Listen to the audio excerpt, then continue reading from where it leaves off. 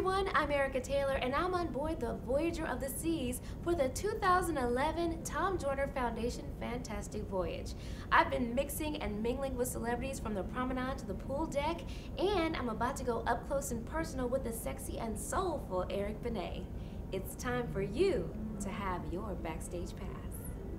So Eric, how's your experience been on the Fantastic Voyage? Truly fantastic. I mean, it's always a good feeling. Know that you're having a good time when it's for a good cause, and you're helping so many other people, and so you don't feel so bad being hungover in the morning. No, but I mean the parties are non-stop. I mean, from the time you get on the boat, it's just great people, great energy, great food, great walking through the halls and running into legends, Eddie the Vert, and just so many people that you run into that you just idolize for years, and just meeting so many good people, having the time of their life. So I mean, it's just an incredible energy. So as far as performing, what's the first thing you think about when you're about to hit the stage? Yeah, the moments before going on stage are, it's a lot of activity going on in my mind and in my soul, and I think that the trick is to calm it. I mean, I still get nervous right before I get on stage. I'm still, the adrenaline is off the charts because I'm anticipating the energy that's going to hit me when I walk onto the stage. So I'm just trying to find a nice place to focus and calm it all down.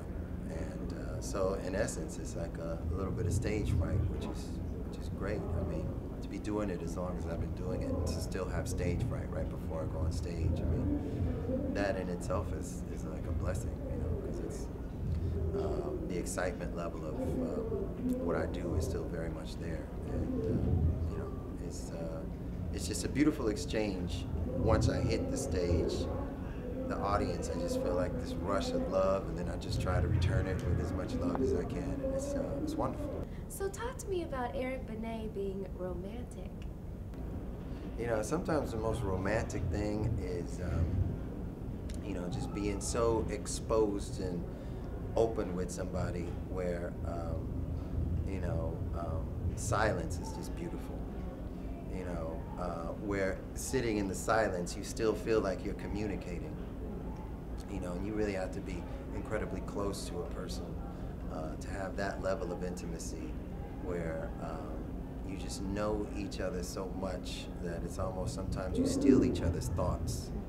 You laugh at something and a word hasn't been said, but you're both laughing at something. You're laughing at the same thing. I mean, it's crazy. It's like that really feeling like you're one with somebody. I mean, there's nothing more romantic than that. So is that what you create when you're with your fiance?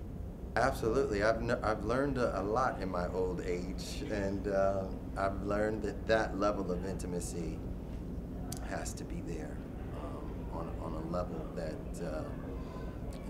where you're just you really feel like when you're talking with this person, it's almost like the better part of you is giving yourself advice, or the better part of you is speaking back to you, and it's a beautiful relationship that we have.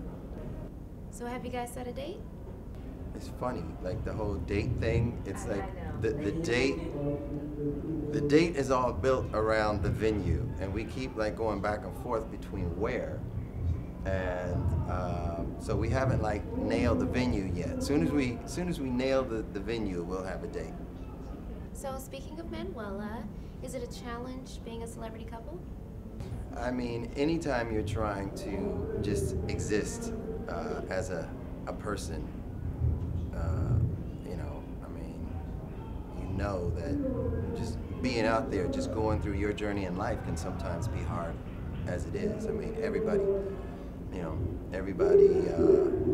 trips up, everybody falls down on their face, and a lot of people have the luxury of doing that in anonymity.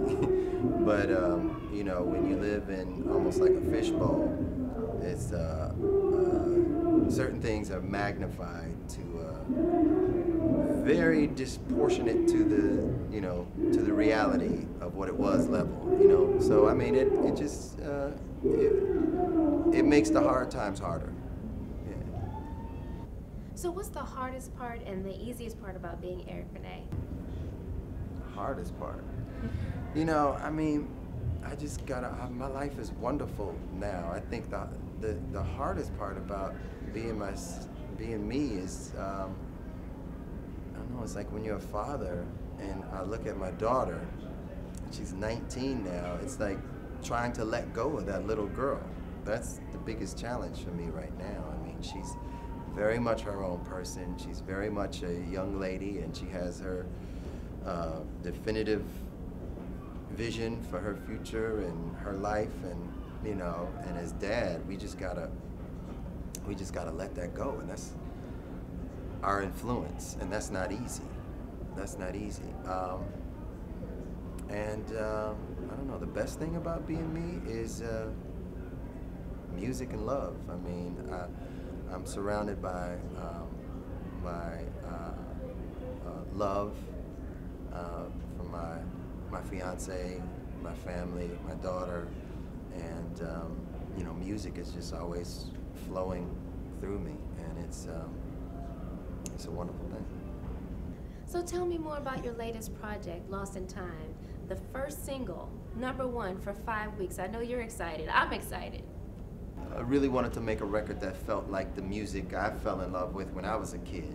We got people on the ship now like Eddie the Vert and folks from the legends, right? And so I grew up listening to music where there was, when you heard a vocal, it was raw and real, and all the instruments were played live and strings. And I just wanted to make a record like that. And everything on the record is recorded live, and it's just passionate and raw. And the first single was Sometimes I Cry, and I think that really connected with people. It was #1 for like 5 weeks, and I want to say thank you all for making that happen. The single out right now is called Never Want to Live Without You, and yeah, it's definitely a must-have for R&B lovers. Eric, thank you so much for joining me. We love the music. Now we can love the man. I'm Erica Taylor, and this has been your Backstage Pass.